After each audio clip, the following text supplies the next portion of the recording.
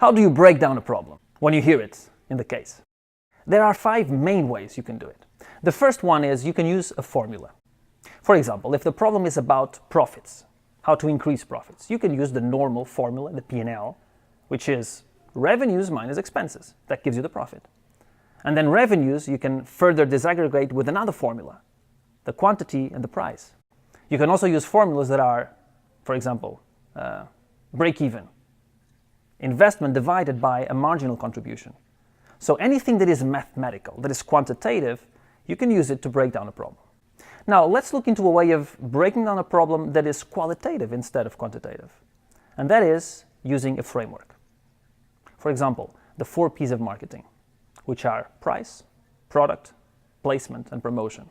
And there are many other frameworks. You can use Porter's 5 forces, or you can use the BCG matrix, or the McKinsey 7S. There are multiple frameworks that you can use, and they give you a more qualitative breakdown of the problem.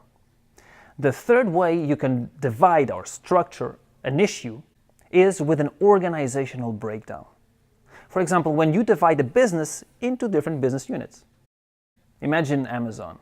You can divide it into the cloud business, into the e-commerce business, into the physical store business, etc. So business that have a different nature, that have different drivers of profitability. Another organizational way of breaking down the problem could be by, for example, product lines, or by customer segments, by geographies. So every time that the nature is different, the way you look at the problem is different, it makes sense to make a distinction and structure the problem in that way. The fourth way to break down an issue is using a process. For example, it can be the value chain, looking at the production, the distribution, the retailing, the end user.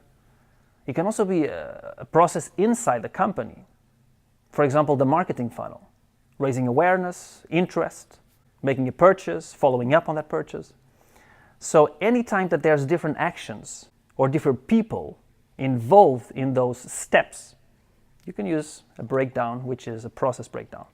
And the final way that you can structure a problem is dividing, making basically a dichotomy, a binary distinction between, for example, new customers or existing customers, new product or existing product.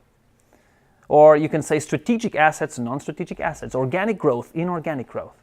So every time there is this dichotomy between 2 aspects of a problem. So these are the 5 ways, the 5 essential ways that you can use to break down a problem. Which one do you use? It depends on the problem itself, and it depends on how good, how familiar you are using these 5 tools, so to say.